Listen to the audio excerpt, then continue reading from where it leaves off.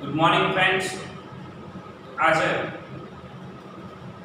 Lesson number 5 જેનું નામ છે થીગડું, જેના લેખક છે સુરેશ જોશી અને જેનો સાહિત્ય પ્રકાર છે એકાંકી નવલિકા, જેની અંદર આ પાઠની અંદર પ્રભાશંકર આપણું જે મુખ્ય પાત્ર છે અને આ પ્રભાશંકરને એવી રીતે વર્ણવીને એમના જીવનની આ કથાને ગૂંથવામાં આવી છે સુરેશ જોશી દ્વારા. અને આ પાઠ આ નવલિકા બીજી થોડીકમાંથી લેવામાં આવેલ છે. મિત્રો, આ નવલિકાની અંદર પ્રભાશંકર છે, તેમના પત્ની છે જેમનું નામ પાર્વતીબા છે. પ્રભાશંકરને બે પુત્રો છે, એક છે મણિશંકર અને બીજો છે હસમુખ. અને અહીંયા એક રાજા ના દીકરા ચિરાયુની પણ વાત છે અને આ રાજાના દીકરા ચિરાયુની વાત પ્રભાશંકર છે એમને સોય પુરવવાના બદલે એમના પાડોશીના દીકરા મનુને આ વાર્તા કરાય છે. મિત્રો, હવે અહીંયા આપણું ટાઇટલ છે થીગડું. એ ઉપરથી તમને લાગે કે ભાઈ થીગડું એટલે શું? તો થીગડું એટલે કે કોઈ વસ્ત્ર છે તેને આપણે તૂટી ગયું હોય, ફાટી ગયું હોય, તો એ વસ્ત્રને આપણે જે બીજા વસ્ત્રથીનો કટકો દઈ અને સોય દ્વારા આપણે સાંધીએ એને થીગડું. પણ મિત્રો, અહીંયા એક થીગડું એટલે પ્રભાશંકરના જીવનની અંદર ઘણા થીગડા પડ્યા છે. થીગડાનો મતલબ છે કે થીગડું મારવું એટલે કે જીવનની અંદર પોતાના લાઈફમાં કરકસર કરવી. પ્રભાશંકરનો જે ભૂતકાળ છે, આખી સ્ટોરી કહું છું, બરાબર ધ્યાનથી સાંભળજો. પ્રભાશંકરનો જે ભૂતકાળ છે ખૂબ જ ગરીબીમાં વીત્યો છે. તેમના પિતા છે ગોરપદુ કરતા, એટલે જીવનની અંદર એમને ગોરપદુ કર્યું અને પૈસા એકત્રિત ના કર્યો. આવ્યા વાયગા. જમીન તો એમની પાસે એક વીઘો પણ હતી નહીં. પ્રભાશંકરે પોતાની 15 વર્ષની ઉંમરમાં એક દુકાનની અંદર તમાકુના બીડા ફરવાનું કામ વિચારે નોકરી ચાલુ. ધીરે ધીરે એમને એક સરકારી શિક્ષકની નોકરી મળી, ખૂબ જ ઓછા પગારમાં. વર્ણાંકુલની પરીક્ષા પાસ કરી. વર્ણાંકુલ એટલે પહેલાના જમાનાની અંદર 7 પાસ કરો એટલે નોકરી મળી જાય. હવે ઘરની અંદર બે બહેનો હતી. પ્રભાશંકરનું જીવન છે એક સાથે ત્યાં 13 તૂટે એવી પરિસ્થિતિ હતી. માન કરીને ભેગું કરે ત્યાં બીજી મુશ્કેલી ઊભી. એક મુશ્કેલી દૂર થાય છે બીજી. પ્રભાશંકરે પોતાની 35 વર્ષની ઉંમરે લગ્ન કર્યા. પાર્વતીબાને મને સમજાયું કે મારી પાસે તને દેવા માટે નહીં છે. જે હું તને સ્પષ્ટતા કરું છું લગ્નની, એ સાંભળી લેજો. હંમેશા તમે કંઈક બોલાવો કે હું તમને એવું સુખ નહીં આપી શકું. જેવા તમને સપના જોયા હશે એવા સપનાને હું તમારા સાકાર નહીં કરી શકું. આપ જો ચાહતા હોય તો મારી સાથે લગ્ન કરી શકો છો. તમારે મારી જિંદગીમાં આવીને થીગડા મારવા પડશે. અહીંયા મિત્રો આપણું ટાઇટલ સાર્થક થાય છે કે થીગડા મારવા. થીગડા મારવાનો મતલબ એક એવો છે કે એક વસ્ત્ર જે ફાટી ગયું છે તેના થીગડા મારવાની વાત છે. રાજા રાણીના દીકરાનું નામ ચિરાયુ છે, એનું વસ્ત્ર જે ફાટી ગયું છે એના થીગડા મારવાની વાત છે. પ્રભાશંકરનો કોટ ફાટી ગયો છે એને થીગડા મારવાની વાત છે. અને અહીંયા એક થીગડું મારવું એટલે એમના પાર્વતીબા છે, એમના ધર્મપત્ની છે, એમને પ્રભાશંકર એવું કહે છે કે તારે મારા જીવનમાં આવીને નકરા થીગડા મારવા પડશે, એટલે તારે મારા જીવનમાં આવીને કરકસરથી જીવનને ચલાવવું પડશે. પાર્વતીબા પણ કંઈ ઓછા નથી, સપોર્ટ ખૂબ જ કરે છે કે કંઈ વાંધો નહીં, તમે તો એટલા થીગડા મારા આપીશું. તમારા સુખમાં હું સુખી હશું, તમારા દુઃખમાં હું દુઃખી હશું. આમને પ્રભાશંકરનું જીવન ચાલે છે. એમનો દીકરો મોટો મણિશંકર છે, અકાળે મૃત્યુ પામે છે. એ પછી પ્રભાશંકર છે એ અડધા ભાગી જાય છે. જે દીકરો રાખતો હતો, થોડું ઘણું કમાતો હતો, એ જે દીકરો મૃત્યુ પામ્યો, નાનો દીકરો હસમુખ છે, એ તો રાખતો નતો પ્રભાશંકર. મોટા દીકરાના અવસાન થવાથી પ્રભાશંકર ખૂબ જ ડિપ્રેશનમાં આવી ગયા.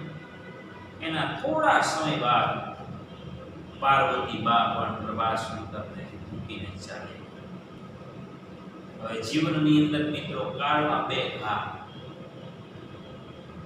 એક પોતાના મોટા દીકરાનું અવસાન થયું, થોડા સમય બાદ પોતાની ધર્મપત્ની, પોતાનો સપોર્ટ કરનારી, પોતાની અર્ધાંગીની કહેવાય, તે આ દુનિયામાંથી જતી રહી. એટલે પ્રભાશંકર માટે ખૂબ જ એમનો વર્તમાન કાળ, એમનો ભૂતકાળ ખૂબ જ દુઃખ ભરેલો બીતો છે. એક સમયે પ્રભાશંકર છે પોતાના જૂના કોટને થીગડું મારતા. બહારની લાઈટ છે, સ્ટ્રીટ લાઈટ ચાલુ છે, થીગડું મારવા કોટને બેસે છે બહાર, કોટલે અંજવાડે. બાર છોકરાઓ રમી રહ્યા છે. સોયમાં દોરો પૂરવાની કોશિશ કરે છે. અવસ્થા આવતા, ઉંમર થતા દોરો પૂરવાની. બાજુમાં રમતા છોકરાનો અવાજ સંભળાયો એટલે આમ નજર કરી જોયું. આ તો મનુ લાગે છે આપણો. મનુ કહે છે, મનુ બેટા જરાક અહીંયા આવો તો. સોયમાં દોરો પૂરતો. મનુ પણ હોશિયાર છે. દાદા એમને નો પૂરવે, આપ તમારે મને એક વાર્તા કેવી પડશે. પ્રભાશંકર કહે છે, બેટા વાર્તા મને ક્યાંથી આવડે? એ તો તારી બા હતી, એ વાર્તા કે પણ એ તો બિચારી ગુજરી ગઈ છે. પણ બાએ તો તમને એકાદી વાર્તા કીધી હશે ને દાદા, એકાદી કહો. પ્રભાશંકર હાર્યા. મનુ કહે છે, કાંઈ વાંધો નહીં બેટા, ચાલ દોરો તો પેલા પોડવી આપશો એમાં, પછી હું તને વાર્તા કહું છું. મનુ એક ટાક છે, સોયમાં દોરો પોડવે. ચલો દાદા હવે વાત. પ્રભાશંકર છે એક મનુને વાર્તા સંભળાવે છે. એક રાજા હતા, એક રાણી હતી, એના દીકરાનું નામ ચિરાયુ હતું. ખૂબ જ સુંદર, નાનકડો, એકદમ વ્હાઈટ, ફટોક્યો, જે બધાને રમાડવાની ઈચ્છા થાય, બધાને ગમે. રાજાને રાણી એક દિવસ ચિંતામાં આવી કે આવો છોકરો લાગે છે, તો મસ્ત છે, મોટો થશે, લગ્ન થશે, વૃદ્ધ થશે, આવી હતાતી છે. એની ચામડી છે કરમાઈ જશે. મારો છોકરો હંમેશા આવો જ ફૂટફલાટ રહે, કોઈ દી એની ચામડી છે કરમાય નહીં, હંમેશા યુવાન રહે, વૃદ્ધ ન થાય. એ માટે પૈસા તો હતા, પ્રોપર્ટી હતી, એક મેં દીકરો હતો. ઘણી બધી તપાસ કરતા, સાધુ સંતોને મળતા, પણ મિત્રો કાયમ માટે યુવાન રહી શકે એવું તો ન આપી શકે. એક દિવસ એક ગામની અંદર સાધુ આવે છે. સૈનિકો ખબર પહોંચાડે છે કે રાજા કોઈ 12 માઠમાં આવ્યા છે, સાધુ આવ્યા છે. રાજા અને રાણી બંને જણા પોતાના ત્રાસમાં ઘણા બધા ઉપહારો, કોઈ વસ્તુ લઈ અને સંત પુરુષ પાસે, મહાત્મા પાસે જાય છે. સંત મન કહે છે કે આવો, શું પધાર્યા? સાહેબ, અમે તમારી પાસે બધું અમારી પાસે છે, વસ્તુ માંગવામાં આવ્યા છે, જો આપ અમને આપી શકો. સાધુ પુરુષ કહે છે, માંગો શું? કે મારો દીકરો ચિરાયુ છે, સરસ મજાનો જવાન છે, પરપુટીઓ છે, એની ચામડી કરમાય નહીં, કાયમ માટે આવો ને આવો યુવાન રહે, એવું કંઈક કરો. તમને ચિંતા છે કે આ વૃદ્ધ થશે તો કેવું થશે? અત્યારે કેટલો સરસ લાગે છે, બસ આવો ને આવો રાખો. સંત પુરુષ પણ વિચારમાં પડી ગયા કે આ તો કુદરતી છે મિત્રો. ગમે એવો વ્યક્તિ છે જેનો જન્મ છે એનું મરણ તો છે જ. ચામડી આપણી પણ કરમાવાની છે. જે ખીલે છે તે મુરઝાય છે, ઉગે છે તે આથમે છે, જે ચડે છે તે પડે છે. આ તો મિત્ર કુદરતી નિત્ય ક્રમ છે, એમાં આપણે કંઈ કરી ના શકીએ.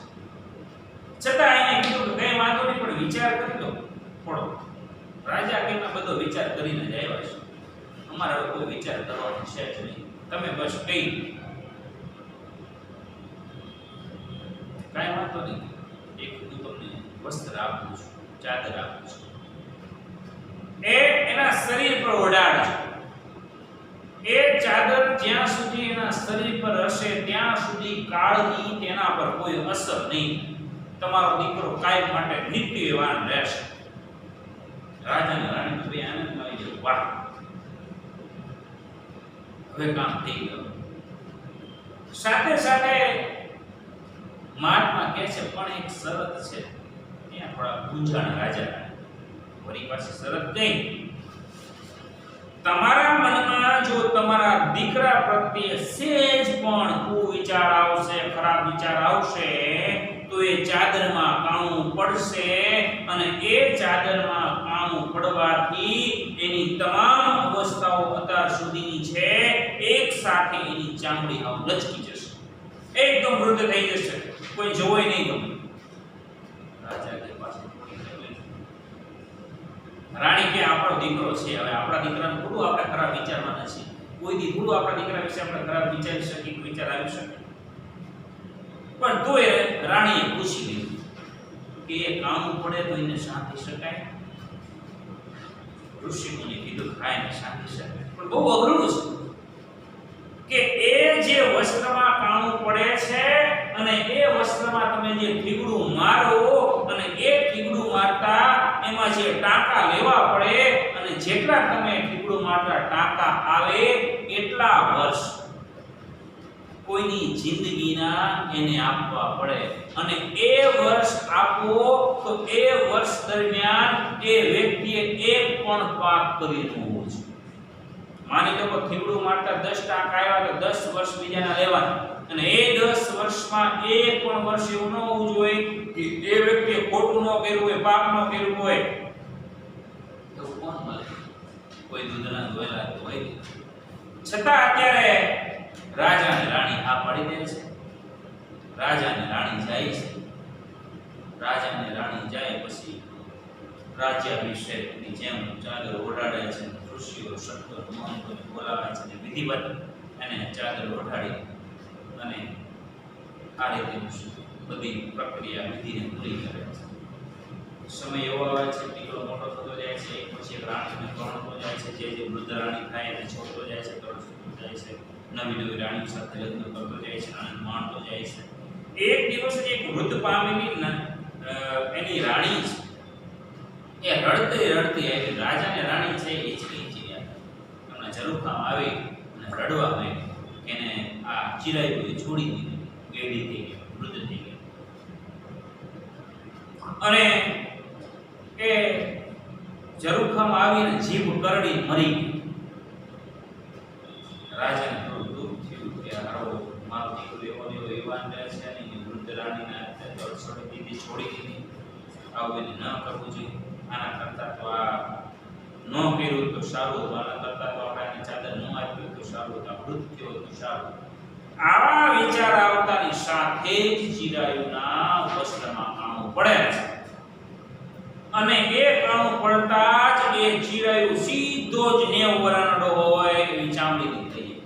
કોઈ જોવો ગમતું ચિરાયુ રડતો રડતો એના પિતા પાસે આવે છે. પિતા કહેવા ભારે છે, કરું તો શું કરું? નગરમાં રાજા અને રાણી બધા છે પોતાના વસ્ત્રોની જેમ કાણું એ ચાદરનું એ છાંટવા માંગે છે. પેલા રાજાએ શરૂ કર્યું પણ રાજાએ ક્યાં દૂધના ધોયેલા હતા, રાણી ક્યાં દૂધના ધોયેલા હતા. નગરમાંથી તમામ લોકોને બોલાવવામાં આવ્યા કે આ વસ્ત્રને ઠીગડું મારો. પણ ઠીગડું મરાણું એ ચાદર લઈને ગામમાં, બાર ગામ, આજુમાં બાજુમાં બધે ચિરાઈ ફરતો હતો. મનુ કહે છે પ્રભાશંકરને કે દાદા પણ એ વસ્ત્ર ફેંકી ન દેવું જોઈએ. દાદાએ સરસ મજાનું પ્રભાશંકર કહે છે કે બહુ લાલચું છે, લોભી, કે એને એવી આશા હતી કે કદાચ કોઈ મને ઠીકડું મારનારો મળી જાય અને જો એ વસ્ત્રમાં પડેલું કાણું છે એ સંધાઈ જાય તો પાછું કામ થઈ જાય. દાદા કહે છે કે તો દાદા તમે જોયો છે ક્યારેક ક્યારેક કોઈ આવતો હશે. દાદા કહે હા. તો દાદા આવે એટલે મને બોલાવો છો, આપણે બંને જણા મળી અને એની વસ્ત્ર ફેંકી દેશું જેથી બિચારો પીડાય નહીં. દાદા કહે સારું. અને મિત્રો આમ કરીને આ વાર્તા પૂરી થાય છે. બરાબર, આવી એક સ્ટોરી છે, આવી એક નવલિકા છે. બીજી થોડીક માંથી આ નવલિકા સુરેશ જોશી દ્વારા લેવામાં આવી છે. બરાબર, પાઠની શરૂઆત કરી છે. બરાબર, ધ્યાન આપજો. Page number 19. સુરેશ જોશી, જન્મ છે ઈસવીસન 1921 અને ડેથ છે ઈસવીસન 1986. સુરેશ હરિપ્રસાદ જોશી, કવિ, વાર્તાકાર, નવલકથાકાર, નિબંધકાર, સંપાદક, અનુવાદક. તેમનો જન્મ બારડોલી તાલુકાના વારોડ ગામે. મસવ વિશ્વવિદ્યાલય ગુજરાત વિદ્યાપીઠના અધ્યાપક અને વિભાગીય વડા હતા. સ્વાતંત્ર્યોત્તરે ગુજરાતી સાહિત્યમાં અનુવાદિકને પ્રભાવ બનાવનાર પ્રમુખ, પ્રયોગશીલ સર્જક, સિદ્ધિજ, ઉહાપો, એતદ વગેરે. સામીકુતંત્રી, ગૃહપ્રવેશ, બીજી થોડી અપરિચિત, નત્ર તત્ર, સૂર્યભાગી, એકાદા, નિમાશ્ચરણી વગેરે તેમના વાર્તા સંગ્રહો છે. સિંહપત્ર, મરણોત્તર તેમની પ્રયોગાત્મક નવલકથાઓ છે. ઉપજાતિ, પ્રત્યંચા, ઇતરા, તથાપિ વગેરે તેમના કાવ્ય સંગ્રહો છે. કિંચિત, કથોપકથન, અરણ્યરુદન, ચિંતનયામી, મનસા, અષ્ટમોધ્યાય વગેરે તેમના લાક્ષણિક વિવેચન સંગ્રહો છે. જનાંકિતે, ઇદમ સર્વમ, અહો બદકિમ આશ્ચર્યમ અને ઇતિમે મતિ વગેરે તેમના લલિત નિબંધો છે. પરંપરાગત વાર્તાઓ કરતા નિરાળી શૈલીમાં લખાયેલી આ વાર્તામાં લેખક વિધુર કોને કહેવાય કે જેની પત્ની મૃત્યુ પામી છે તેને વિધુર કહેવાય. વિધુર વાર્તાના એક વૃદ્ધ પ્રભાશંકર વર્તમાન અને ભૂતકાળના જીવન પ્રસંગોને તાણાવાળા કલાત્મક રીતે મૂક્યા છે. વસ્ત્રને થીગડું મારતી વખતે પ્રભાશંકરના વીતેલા જીવન અને દાંપત્યની ઝલક સ્મૃતિ સંવેદન દ્વારા આપી દીધી છે. એકલા અને હોશિયાળા પ્રભાશંકર વાર્તા કહેવાની શરતે પાડોશીના દીકરા મનને પાસે સોયનો દોરો ભરવાય છે. એમને કહેલી વાર્તા પણ સિદ્ધ પુરુષ રાજા રાણીના કુમાર ચિરાયુ માટે ચિરદેવનું વસ્ત્ર આપે છે. તેમાં કાણું પડશે તો થીગડું મારવું અતિ કઠિન છે એમ પણ કહે છે. અને એવું થાય છે પણ ખરું, વસ્ત્ર હોય કે શરીરની જીર્ણતાને નિવારવું અશક્ય છે. મિત્રો, આ પાઠની અંદર આપણે જાણી શકીએ છીએ કે કોઈ પણ આપણું વસ્ત્ર છે કે આપણું શરીર છે એની ઉપર કાળની અસર પડે છે. આ કલિયુગ છે, જેનું નામ છે તેનો નાશ છે. કોઈ પણ વસ્તુ છે આજીવન એવી એવી રહેતી નથી. એ આપણું ઘર હોય, આપણે હોય, કપડા હોય કે કોઈ પણ વસ્તુ, એનો એક દિવસ નાશ. અને આ જે ચિરાયુની વાર્તા દ્વારા સિદ્ધ પુરુષે આપેલું વસ્ત્રમાં કાણું પડે પણ છે. પછી એને ટકાવી રાખવાના પ્રયત્નો થીગડું મારવા જેવા છે. વાર્તામાં બાળ વાર્તા ગૂંથીને વાર્તાકારે આ જીવન રહસ્યને પ્રતિકાત્મક રીતે સૂચવી દીધું છે. હવે આપણા સરસ મજાના સુરેશ જોશી આ વાર્તાકાર અને આ વાર્તા નવલિકાની અંદર સરસ મજાની એક બાજુ પ્રભાશંકરના જીવનનો વર્તમાન કાળ અને ભૂતકાળમાં બનેલી ઘટનાઓ, એમના જીવનની અંદર અનેક થીગડાઓ છે. પાર્વતીબાઈ બિચારા માર્યા છે. થીગડું બે અર્થમાં છે. એક વસ્ત્રને થીગડું મારવું અને એક થીગડા મારવા એટલે પોતાના જીવનમાં જે કરકસર કરવી. પ્રભાશંકરના જીવનની પરિસ્થિતિ મિત્રો એક સાથે ત્યાં તેર તૂટેલી છે. 35 વર્ષની ઉંમરે જે માણસે લગ્ન કર્યા, કોઈ દી મિત્ર સુખ જોયું નથી બિચારા. પાર્વતીબાઈ બિચારી કોઈ દી સુખ જોયું નથી. કોઈ દી હરખરીતીની યારે વાત નહીં કરી. નોકરી, ઘર ને નોકરી, પરિવારનું ભરણ પોષણ કરવું, બે દીકરાઓ, બે બહેનો ઘરની જવાબદારી, ઓછી આવક, જાવક વધુ પ્રમાણમાં, એક સાથે ત્યાં તે તૂટેલી પરિસ્થિતિમાંથી જે પ્રભાશંકર પ્રસાર થયા છે અને આ પરિસ્થિતિમાંથી પ્રસાર થતા એમની અંદર, એમના જીવનની અંદર એક એમના મોટા દીકરા મણિશંકરનું મૃત્યુ પામવું અને થોડા સમય પછી પાર્વતી બાનું મૃત્યુ પામવું, આ બંને વ્યક્તિના મૃત્યુ પામવાથી મિત્રો ભલો માણસ માંગી જે મુખવાળ આપવા વાળી હતી, જે જીવનની અંદર સાથે રહીને થીગડા સાધવા વાળી હતી, એ અર્ધાંગીની પાર્વતી બા પણ બિચારી મૃત્યુ પામે છે. તેથી પ્રભાશંકર ખૂબ જ દુઃખી થાય છે. આવી સરસ મજાની આ નવલિકાનો મિત્રો વિસ્તારથી અભ્યાસ કરીશું. પેજ નંબર 19 પર બરાબર ધ્યાન આપજો, ટેક્સ્ટ બુક સાથે રાખજો. પશ્ચિમમાં સિદ્ધિજ પર વાદળા છવાયેલા હતા. સિદ્ધિજ મીન્સ જ્યાં ધરતી અને આકાશનું મિલન થતું હોય તે. તેથી આથંબામાં આવેલા સૂરજની રતુમણી આભા દેખાતી હતી. આભા મીન્સ પ્રકાશ, રતુમણી એટલે રાતા કલરની.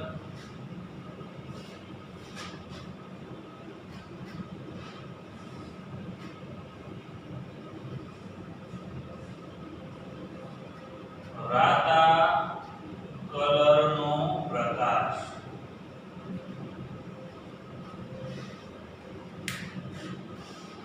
સહેજ વાદળ આછા હતા. ત્યાંથી રતાશની નાની સી લકીર ઘડીભર દેખાય ન દેખાય ને છવાતા જતા અંધારામાં અલોપ થઈ ગઈ, એટલે ગાયબ થઈ ગઈ. જાણે કોઈ નાગણે બટકું ભરીને અંધારામાં ઝેરની કોથળીને ઠાલવી દીધી.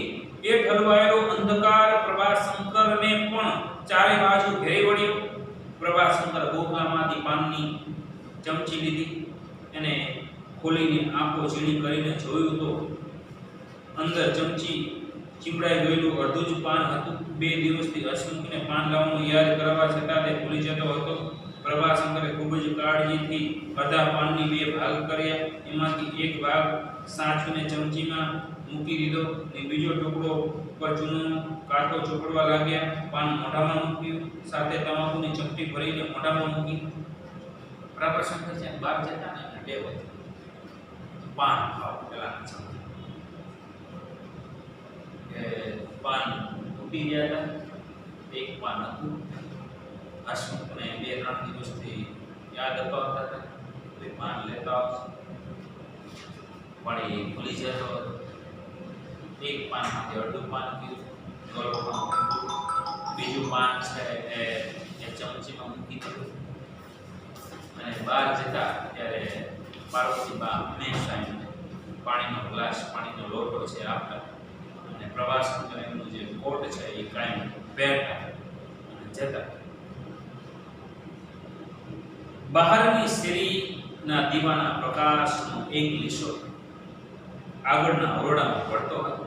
તેને અંજવાળે ખીટીએ ભરાવેલો કોટ લઈને પહેર્યો, માથે ટોપી મૂકી, ઘૂંટડો પાણી પીને બહાર નીકળવા એમની ટેવ હતી. પાર્વતી ડોશી જીવતા હતા ત્યાં સુધી તો બહાર જવાના વખત થાય ને કે તરત જ પાણીનો પ્યાલો લઈને હાજર રહેતા. એવી નાની નાની વસ્તુઓ, ઘણી વસ્તુઓ આ છેલ્લા 1 વર્ષથી એમને જાતે જ કરવી પડતી. પ્રભાશંકરને આવી ટેવ હતી. બહાર જાય એટલે પાન ખાય, પોતાનો કોટ પહેરે, માથે ટોપી પહેરે, પાણીનો ઘૂંટડો પીતા જાય. ત્યાં સુધી બિચારા પાર્વતી ડોશીમાં બિચારા જીવતા હતા, ત્યાં તો બિચારા જો બહાર જાય ત્યારે પાણીનો લોટો લઈને ઊભા જોઈએ. પણ 1 વર્ષથી આ બધી જ પરિસ્થિતિના કારણે આ બધી જ વસ્તુ પોતે જાતે કરી. કારણ પાર્વતીમાં હવે રહ્યા. પાણી માટે પ્રભાશંકર પારેણા પાસે ગયા. પાણી આનું એટલે જ્યાં આપણે પાણી રાખી છે, ત્યાં પાણીનો ગોરો રાખી છે, ત્યાં એને પાણી મૂક્યું ને ઘૂંટડો ગળે ઉતારીને પાછા વળતા હતા. ત્યાં એકાએક જાણે કોઈએ પાછળથી એમના કોટની બાય ઝાલીને એમને રોક્યા. એમનાથી એકાએક પૂછાઈ ગયું, શું છે હસમુખનીમાં? અત્યારે આ આભાસ થાય છે પાર્વતીમાં ઓલરેડી છે નહીં. પાણી પીવા માટે પાણીયાર પાસે જાય છે. પાણીયાર પાસે જઈ અને પાણીનો ઘૂંટડો પી અને પાછા ફરે છે. ત્યાં તેમનો કોટ પોતે બગડ્યો હોય ને એમ રહી. કેમ કોઈ બોલાવતો એક્સક્યુઝ મી, એટલે એમનાથી બોલાઈ ગયું. અચાનક એમને એવો આભાસ થયો કે પાર્વતીબાઈએ એમનો કોટને પકડ્યો નહીં કે કેવા માંગતી લાગે છે. એટલે એમને કીધું શું છે અશ્રુની માં?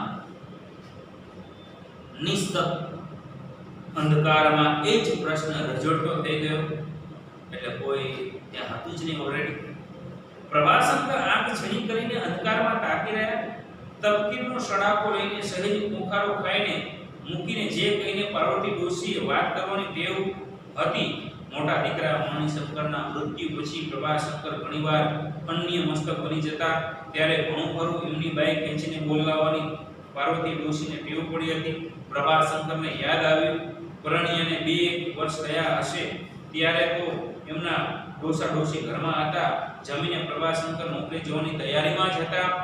એમની ટેવ મુજબ ઘૂંટડો પાણી પીને રસોડાની બહાર નીકળવા જતા હતા ત્યારે જ આમ જ કોટની બાઈ ખેંચીને એમને ઊભા રાખીને પાર્વતીબા પોતે માતા થવાના છે એના તેમને શુભ સમાચાર આપ્યા હતા. અને સંયુક્ત કુટુંબની મર્યાદા જાળવીને રહેવાનું, 2 ઘડી એકાંત મેળવીને એકલ બેકલ 2 શબ્દ બોલવાનું પણ ભાગ્ય જ બનતું. રાત્રે મા બાપને ભાગવત સંભળાવીને પ્રભાશંકર સુવા જાય ત્યારે પાર્વતીબા પિતાની પથારીના એક ખૂણે આખા દિવસમાં આખી કામમાંથી થાકેલી ઊંઘતી ઘેરાતી આંખે માંડ જાગતી બેઠી હોય. આમે તે પ્રભાશંકર 4 શબ્દ બોલવાના હોય ત્યાં એક જ બોલીને કામ ચલાવી લે એવા માણસ. વિચાર કરો મિત્રો, પહેલાના જમાનાની વાત કરીએ તો આપણા રૂવાડા ઊંચા થઈ છે યાર. કે જે નિશબ્દ આકાશ છે, નિશબ્દ શબ્દ છે, પ્રભાશંકરનો શબ્દ છે, આ રજોડતો થઈ ગયો. કોટ પકડો એવું લાગ્યું. શું છે અશ્રુની બા એવું બોલ્યા પણ ખરેખર ત્યાં કોઈ હતું જ નહીં. જીની નજરે જોયું તો કંઈ હતું નહીં. પણ તેમને એમનો ભૂતકાળ મિત્રો યાદ આવ્યો કે મણિશંકરના મૃત્યુ પછી એકલા પ્રભાશંકર ક્યારેક એમને કે ને ધ્યાન બેરો આપણી ભાષામાં કહીએ. આમ ધ્યાન હોય અહીંયા ભણતા હોય આપણે ઘણા બધા ભણતા હોય આપણે ભણાવી સાંભળ્યું હોય ઘણા બધા કે ઓય પણ આપણે ધ્યાન કેવું આપણી બાજુ છે, એનું મન ક્યાંય ઓર છે, મન ભટકે કઈ ઓર, ખાલી શરીર એનું આયા છે એટલે એને ધ્યાન બેરા કરે. એટલે પ્રભાશંકરને ક્યારેક એના મોટા દીકરા મણિશંકરના મૃત્યુ પછી આવું હતું ત્યારે પાર્વતીબાને કંઈક કેવું હોય તો કોટ પકડી કે તમને કહું છું સાંભળો છો. અને પ્રભાશંકરને એકવાર પાણી પી અને ઘૂંટડો પીને બહાર નીકળતા હતા ત્યારે પાર્વતીબાએ તેમના કોટ પકડીને એમને કીધું કે પોતે માતા બનવાના છે તેવા શુભ સમાચાર આપ્યા. પણ મિત્રો સંયુક્ત કુટુંબની ભાવના હતી. 2 મિનિટ પણ એમની ધર્મપત્ની સાથે બિચારી સાથે વાત કરી શકાતું. પહેલાના જમાનામાં તો મિત્રો પાસે બેસી શકાતું નહોતું ત્યાં સુધી, પિતા હોય ત્યાં સુધી. મોડા સુધી માતા પિતાને રામાયણ મહાભારત બધું આ સંભળાવવું પડે. બિચારી આખો દી કામ કરીને પાર્વતીબા થાકી ગઈ. પ્રભાશંકરનો ઇંતજાર કરતી આવીને 2 શબ્દ બોલે. પણ પ્રભાશંકર એવો માણસ હતો કે જ્યાં એક શબ્દથી કામ હાલતું હોય ત્યાં 2 શબ્દ પણ નહોતો. અને આખી રીતે બિચારી થાકેલી પાકેલી ખૂણામાં બિચારી મોડા સુધી રાહ જોતી અને પ્રભાશંકર આવીને 2 શબ્દ કહે શું છે. અને આવા જીવનની અંદર પણ સપોર્ટ કરનારી નારી જે સન્માનીય છે કે એમના જીવનની અંદર ઘણા બધા થીગડા માર્યા છે. થીગડા મારવાનો મતલબ મિત્રો અહીંયા એવો છે કે તેમના જીવનની અંદર કાળની જે દુઃખો છે એ દુઃખોનો સાથ સહકાર આપવો. અત્યારે તો માણસો સુખના સાથી છે, દુઃખ આવે તો ઘર ભેગું છોડીને ભાગી જાય. તો ભાઈ આપણે નહીં નિર્ણય સુખ હોય તો હારે, સેલ્ફીમાં હારે, ફોટામાં હારે, દુઃખમાં સાચો છો. ફોટો ફોટામાં તો ભૂતમાં ક્યાંય જવા જ ન પડે, આમ તરત આવી જાય ઓય હું રહી ગયો ના ચાલે ફરતી પાડો. દુઃખમાં તો કોઈ કહેતું નથી હું રહી ગયો યાર, મને તો બોલાય. આ રિયલી છે, હકીકત છે. અને આ પ્રભાશંકરના દુઃખમાં સપોર્ટ કરનારી નારી અને એ છે આપણા પાર્વતીબા. આ પાઠ વાર્તા સાથે ખરેખર આવી ઘટનાઓને મિત્રો ગામડાની ઘટનાઓને અનુભવવી જોઈએ. પહેલાના જમાનાની અંદર વિચાર કરો કે પ્રભાશંકર એમના વાઈફને, એમના પત્ની પાર્વતીબાને એમના મમ્મી પપ્પા સામે બોલાવી નતા શકતા, એની સાથે વાત નહોતી કરી શકતા. પહેલાના જમાનાની અંદર તો લાજ કાઢવી પડતી હતી. આ હકીકત છે, પોતાના હસબન્ડની લાજ કાઢવી પડતી હતી. જ્યાં સુધી મા બાપ બેઠા હોય ત્યાં સુધી એ આવી ન શકે, બોલી ન શકે. આવી લાજ મર્યાદા હે પપ્પા કે એ જ નહીં હોય. અત્યારે તો બધા પ્રીમાઇન્ડ થઈ ગયા છે. એક શબ્દ કે તો ત્રણ શબ્દ સામે આવી જાય. સોફામાં બેઠા ત્યારે હા હું કે પાણી આપજો. કહેવાનું મીન્સ ખરેખર જે પહેલાનો જે જમાનો હતો ખરેખર એ જ રૂપમાં સારા હશે. અત્યારે સારું કર્યું તો કે મેં કર્યું. કોઈ બિચારા ગરીબ વ્યક્તિ પોતાના પતિથી એવું થઈ જાય તો કે છે તમે કર્યું, તમારા ધંધા. મરણ આવ્યું તે દિવસે પણ પાર્વતીબાઈએ આમ જ હાથ પકડીને રોકતા કહ્યું આજે ન જાવ તો ન ચાલે. પણ પછી તરત જ પ્રભાશંકર નિત્ય નિયમના કશો ભંગ પડે તે સાકી લેતા નહીં. તે જાણીને વાત બદલી નાખેલી અને કહેલું ના ના એ તો મને અમુક જરા જરા મનમાં એમ થયું, લો એક ઘૂંટડો પાણી પીને પછી જાઓ. વિચાર કરો, પાર્વતીબાને ઓછી આવ્યું કે હવે મારું મૃત્યુ છે. એટલે જે દિવસે નોકરીએ પાણીનો ઘૂંટડો પીને જતા હતા ત્યારે એમને આ જ રીતે કોટ પકડી કીધું કે તમને કહું છું આજે નોકરી ન જાવ તો નહીં જાય. આજે લો ને મારી પાસે. પણ નિત્ય નિયમના કડક હતા પ્રભાશંકર અને એમને ખબર હતી કે આને કહી તો અમાને એવો માણસ છે. એટલે એમને કહી દીધું કે ના ના એકચ્યુઅલી હું તો કહું છું આજે મને થોડું એવું લાગ્યું કે તમે રો તો શા, પણ હવે જાઓ છો તો પાણીનો ઘૂંટડો પીને જાઓ. આથી બારી બારણા ના આંગણામાંથી કોણી આગળથી ફાટેલો કોટ ભરાવતા ઊભા રહી થઈને એમનાથી એકાએક પૂછાઈ ગઈ શું છે સુમની માં? પણ પેલો તપકીનો સડાકોને મૂકીને જેનો ટહુકો સંભળાયો નહીં એટલે પ્રભાશંકર એકલા જ બોલવા લાગ્યા શું છે? કોટ ફાટ્યો છે એમ કેવું છે ને? તે શું દીકડું મારું પણ સોય તો રૂપિયા છે. પ્રભાશંકરને ઊભા રહ્યા અને એમને લાગ્યું કોટ ફાટ્યો. એમને બોલાવી શું છે આ સંગીમાં? કોટ ફાટ્યું એમ કેવું છે ને? દીકડું મારું છે. હા પણ દીકડું મારું છે પણ સોય દોરો ક્યાં છે? વિચાર કરો જેના ઘરની અંદર સોય દોરો પણ નથી એ પ્રભાશંકર અને પાર્વતીબા. મને મિત્રો એક યાદ આવે આ વસ્તુ મને સાંભળતા કે જેની ખાનદાનીની વાત કરી તો કંઈક ઓછી પણ મને યાદ આવે એક બહુ સરસ મજા, એનું નામ છે પાંતી. YouTube ની અંદર પણ આવે છે પારસ પાંતી. એનું મેં આવું એક સરસ મજાનું વાક્ય સાંભળ્યું હતું કે ગામની અંદર એક કોઈનું મરણ થઈ ગયું, નાનું એવું. કોઈની ત્યાં માણસો આવીને થોડા થોડા લઈ જાય ને ગામનો એક માણસ ગરીબ એની પત્નીએ કીધેલું કે ખાવા આપણા ઘરમાં ખીચડી નથી, લોટ નથી, એટલે મહેરબાની કરીને તમને પગે લાગુ છું કોઈને આપણા ઘરે લાવતા નહીં. પણ માણસ દિલનો દિલદાર છે. બધા 2 જણા લઈ જાય, કોઈ 3 જણા લઈ જાય, કોઈ 4 જણા લઈ જાય, આનાથી રહેવાનું નહીં. કારણ કે માણસ દિલનો રાજા હતો. એનાથી બોલાય નહીં તો હલો આપણા ઘરે. અને 2 જણાને લઈને આવ્યા છે.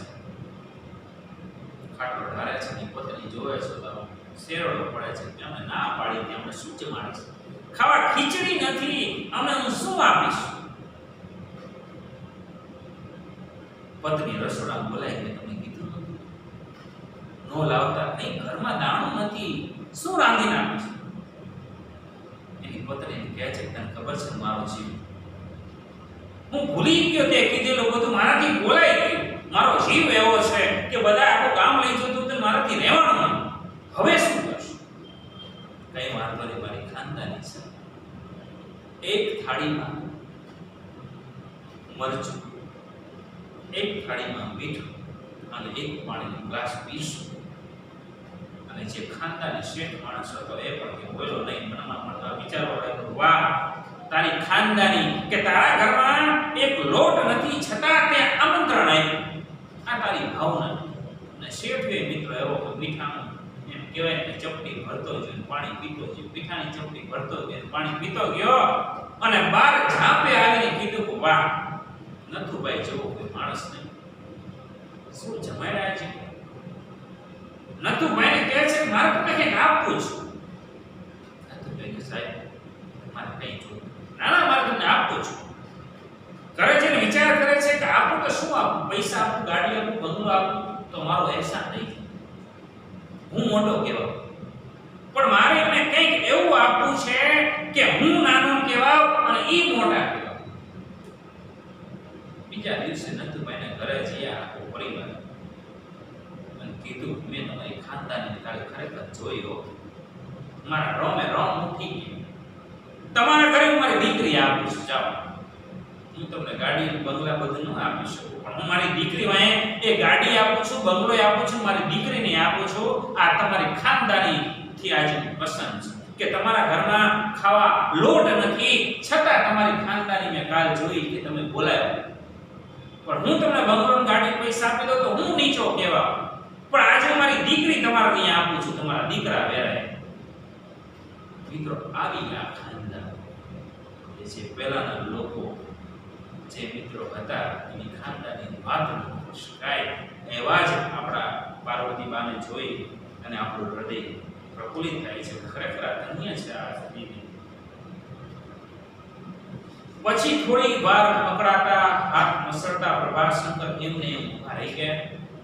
પછી જાણે પાર્વતી બાનો નાખુશ થયેલો ચહેરો જોઈ કોઈ એમ બોલ્યા, પણ તું જ કહેને હું શું કરું, વહુને મારાથી વારે વારે કહેવાતું નથી, વારું થીગડું મારું છું. પછી કાંઈ થીગડું શબ્દ ચારેક વાર ફરી ફરીને બોલ્યા ને એમની વળી યાદ આવ્યું. એક સાથે 3 વર્ષ નબળા ગયા, ઘર કોરડા આગમાં પડી ગયા, જમીન તો કશું સરખી હતી નહીં, બાપ ગામ પાદું કરતા હતા, બહેનોને પરણાવી આથી 15 વર્ષની વયે જ એક વેપારીને ત્યાં દુકાનની અંદર તમાકુના પડીકા વાળવા બેસી ગયા. વર્ણ્યા ખૂબ ફાઇનલ એટલે ધોરણ 7 ની પરીક્ષા યાદ રાખજો.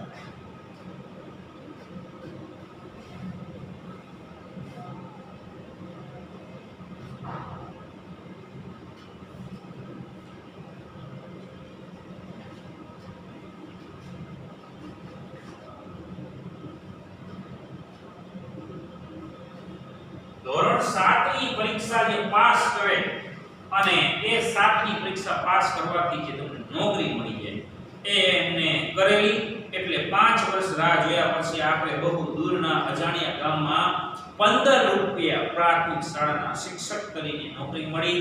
ઘર ખર્ચ, બહેનોના લગ્ન આ બધું ઉપાડતા 35 વર્ષ થઈ ગયા અને આખરે પ્રભાશંકરને પરણવાની અનુકૂળતા થઈ.